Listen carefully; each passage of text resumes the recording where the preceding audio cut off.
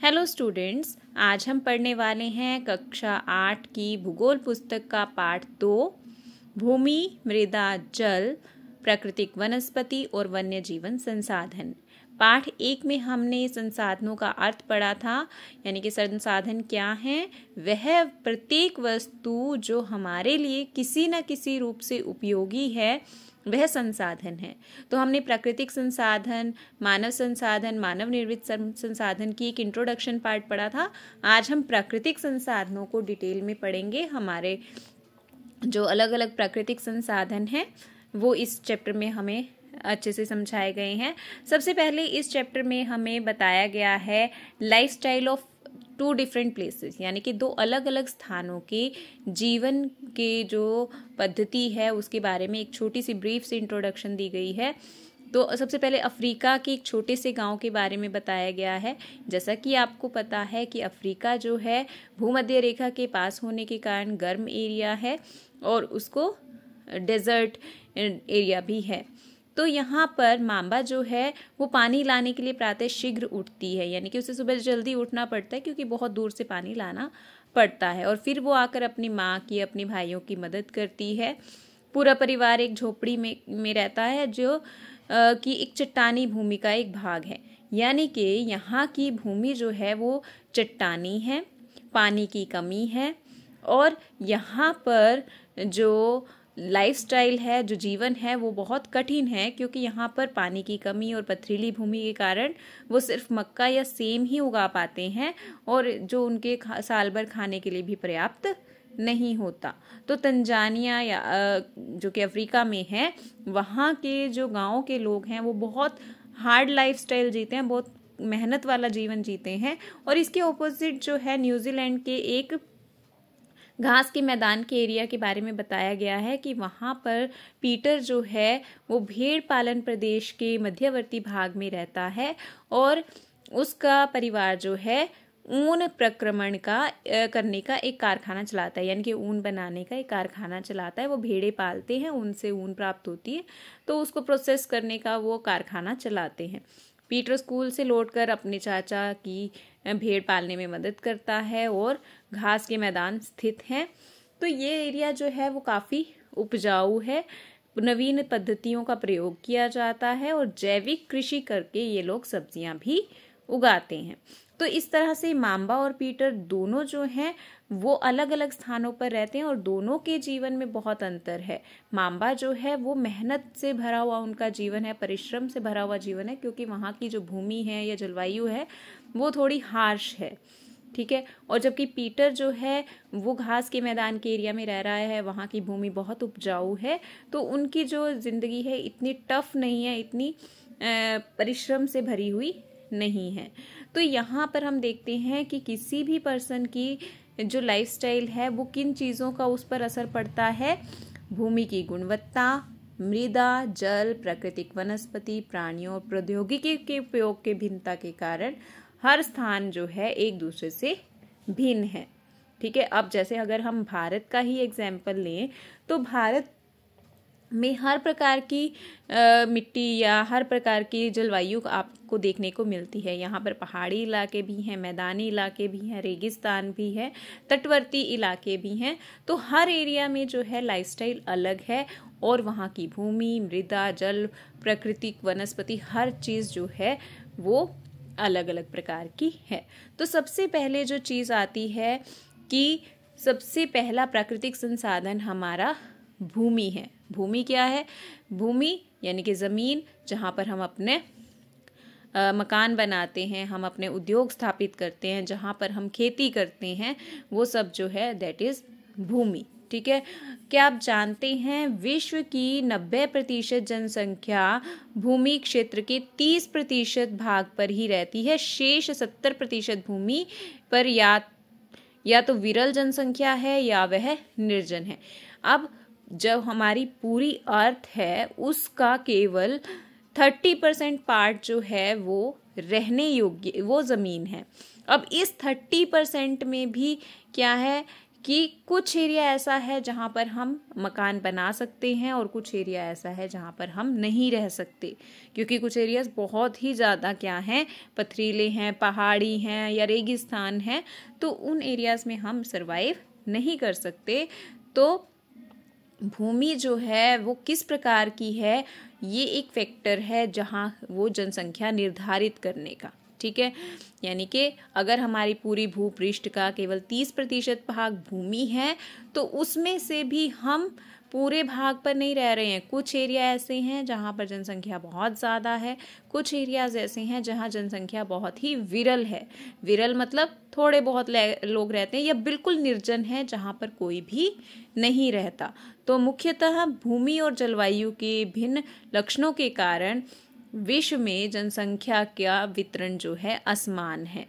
जो एरियाज ऊबड़ खाबड़ हैं, स्थलाकृतियां, पर्वतों की तीव्र ढाल, जलाक्रांत संभावित निम्न क्षेत्र, मरुस्थल क्षेत्र तथा सघन वन क्षेत्र सामान्यतः विरल तथा निर्जन है। यानी कि जो एरियाज ऊबड़ खाबड़ हैं, पथरीले हैं, जहाँ पर जलाक्रांत मतलब जहाँ पर निम्न क्षेत्र यानी कि जो समुद्र के पास के ऐसे एरिया जहाँ पर बाढ़ का खतरा बना रहता है, या नदियों के पास के ऐसे एरियाज जहाँ बाढ़ का खतरा बना रहता है, वहाँ पर जनसंख्या कम पाई जाती है या बिल्कुल भी नहीं होती। मरुस्थल क्षेत्र में भी जनसंख्या बहुत कम है, और ऐसे क्षेत्र जहाँ पर बहुत घने जंगल हैं वहाँ पर भी जनसंख्या कम है। और जनसंख्या अधिक कहाँ पर है, जहाँ पर मिट्टी जो उपजाऊ है वहाँ पर जनसंख्या बहुत ज़्यादा होती है। उर्वर मैदानों, नदी घाटियों में कृषि उपयुक्त भूमि उपलब्ध है, इसीलिए ये स्थान विश्व के सबसे सघन क्षेत्रों में से एक है। अब भूमि का उपयोग हम किन किन चीज़ों के लिए करते हैं? भूमि का उपयोग तो अलग अलग कार्यों के लिए किया जाता है, जैसे कि खेती करना, वानिकी, खनन, सड़कों, उद्योगों की स्थापना। ये सब क्या है? ज़मीन। अगर हमारे पास बेस है तभी तो हम उसके ऊपर कुछ बनाएंगे। तो ज़मीन पर ही हम मकान बनाते हैं, उद्योग बनाते हैं, खनन करते हैं, मतलब कि हम खुदाई करते हैं, वहाँ से कोयला या प्राकृतिक संसाधनों को निकालते हैं। तो भूमि जो है सबसे महत्वपूर्ण संसाधन है। अब भूमि का उपयोग उसकी विभिन्न फैक्टर्स पर डिपेंड करता है, मतलब बहुत सी चीज़ें हैं जो उसकी उपयोग को निर्धारित करती हैं। सबसे पहले है स्थलाकृति। स्थलाकृति मतलब ज़मीन कैसी है, प्लेन है, पथरीली है, ढलान वाली है, ठीक है। मृदा, वहाँ की मिट्टी जो है, उस भूमि की मिट्टी कैसी है, उपजाऊ है या अनुपजाऊ है। जलवायु यानी कि भूमि के आसपास जिस भूमि की बात हो रही है वहाँ पर जलवायु किस तरह की है। खनिज और जल की उपलब्धता, ये भूमि के उपयोग में को निर्धारित करने वाले कारक हैं कि भूमि किस तरह की है, वहाँ मृदा किस तरह की है, उस प्रदेश की जलवायु कैसी है, या वहाँ पर खनिज उपलब्ध हैं या नहीं है, जल उपलब्ध है या नहीं है। ये सब जो हैं भूमि के उपयोग को निर्धारित करते हैं। अगर भूमि समतल है, वहाँ की मृदा अच्छी है, जलवायु अच्छी है और पानी उपलब्ध है, तो वहाँ उस एरिया में क्या होगा, कृषि अधिक होगी और ग्रामीण जीवन वहाँ पर मतलब जनसंख्या वहाँ पर बहुत ज़्यादा होगी। अब इसके बाद है हम भूमि को स्वामित्व के आधार पर भूमि को हम दो प्रकार से बांटते हैं। एक हो गई निजी भूमि और दूसरी हो गई सामुदायिक भूमि। निजी भूमि क्या होती है, जिस पर निजी भूमि व्यक्तियों के स्वामित्व में होती है, यानी कि जैसे मेरे पास मेरा मकान है, वह मेरी संपत्ति है, तो वह मेरी निजी भूमि है। और सामुदायिक भूमि वो जो पूरे समुदाय की होती है, जो पूरे समुदाय का स्वामित्व होता है और पूरा समुदाय जो सामूहिक रूप से उसका उपयोग करता है, ठीक है। यानी कि होती वो किसके अंडर है, गवर्नमेंट के अंडर होती है, पर पूरा समुदाय उसको प्रयोग करता है। तो सामुदायिक भूमि पूरा समुदाय, कोई भी व्यक्ति अपना निजी स्वामित्व दिखाए बिना उसका उपयोग करता है, ठीक है। और इसके एग्जाम्पल क्या हैं, जैसे चारा, फलों, नट और औषधीय बीटियों को एकत्र करने के लिए सामुदायिक भूमि का प्रयोग किया जाता है, और इस सामुदायिक भूमि को साझा संपत्ति संसाधन भी कहते हैं। अब मानव की जो हमारी जनसंख्या है वो धीरे धीरे क्या हो रही है, बढ़ रही है, लेकिन हमारे पास जो भूमि है वो सीमित है। तो स्थान के अनुसार भूमि की गुणवत्ता में भी अंतर होता है। लोगों ने सामुदायिक भूमि पर व्यापारिक के क्षेत्र बनाने, नगरीय क्षेत्रों में घर बनाने तथा ग्रामीण क्षेत्रों में कृषि योग्य भूमि का विस्तार करने के लिए अनाधिकृत हस्तक्षेप करना शुरू कर दिया। अब जैसे जनसंख्या बढ़ेगी, लोगों को रहने के लिए मकान भी चाहिए। जब उन्होंने मकान बना लिया तो उन्हें अपने व्यापार के लिए, अपने कारखानों के लिए, उद्योगों के लिए भी भूमि चाहिए। तो क्या कर रहा है इंसान, धीरे धीरे जो सामुदायिक भूमि है उसके ऊपर अधिकार करता जा रहा है। आज भूमि के उपयोग के प्रतिरूप में व्यापक परिवर्तन हमारे समाज में सांस्कृतिक परिवर्तनों को दर्शाते हैं। अब वर्तमान में कृषि और निर्माण संबंधी गतिविधियों के प्रसार के कारण निम्नीकरण, भूस्खलन, मृदा अपरदन, मरुस्थलीकरण पर्यावरण के लिए प्रमुख खतरा है।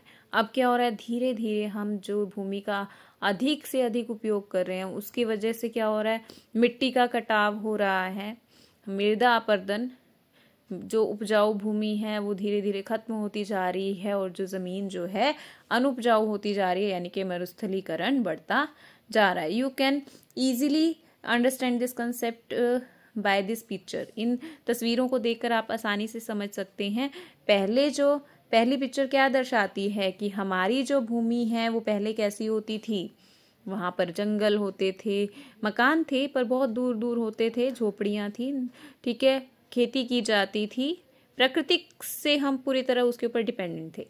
फिर उसके बाद सेकंड स्टेज पर क्या होता है कि हमने अपने पक्के मकान बनाने शुरू कर दिए, धीरे धीरे व्हीकल्स का उपयोग होने लग गया, जंगल कम होने लग गए, मकान ज़्यादा बनने लग गए। फिर उसके बाद क्या हुआ कि हमने शहर ही बसा दिए। अब जहाँ पर खेती होती थी वहाँ एक छोटा सा पार्क रह गया, ठीक है, और जंगल तो कहीं दूर दूर तक नज़र नहीं आते। और इसके बाद अब जब हम मेट्रो सिटीज़ में पहुंच गए तो हमने बहुत बड़ी बड़ी बिल्डिंग्स बनानी शुरू कर दी, सड़कों का जाल ही बिछा हुआ है और पार्क तो सिर्फ नाम मात्र के बच्चों के खेलने का स्थान रह गया। तो यानी कि लाइफस्टाइल जो है, मतलब प्रकृति से लेकर कृत्रिम जीवन तक का एक सफ़र पूरा चलता आ रहा है, ठीक है। अब भूमि संसाधन का संरक्षण, यानी कि अब हमें पता है कि भूमि जो है उसकी मांग जो है वो धीरे धीरे बढ़ रही है और बड़े पैमाने पर हम क्या कर रहे हैं, जंगलों को काट रहे हैं। जो जंगलों की वो भूमि है वो अब वहाँ पर मकान बनने लग गए हैं, वहाँ फैक्ट्रीज लग रही हैं। तो धीरे धीरे इस प्राकृतिक संसाधन पर खतरा पैदा हो रहा है। तो अब हमें क्या करना चाहिए, हमें वन रोपण करना चाहिए, भूमि उद्धार, रासायनिक कीटनाशकों, उर्वरकों के विनियमित उपयोग तथा अतिचरण पर रोक लगानी चाहिए। यानी कि हमें पेड़ों को लगाना चाहिए। मिट्टी जहाँ पर हम रासायनिक कीटनाशकों का प्रयोग या उर्वरकों का प्रयोग करके उनको धीरे धीरे बेकार कर रहे हैं भूमि को, तो उसमें हमें जैविक कृषि के आधार पर जैविक कृषि कर कर भूमि का जो संसाधन है उसका संरक्षण करना चाहिए। तो ये था हमारा पहला भूमि संसाधन, दैट वाज भूमि। उसके बाद हम पढ़ेंगे मृदा, ठीक है। So this is all for today.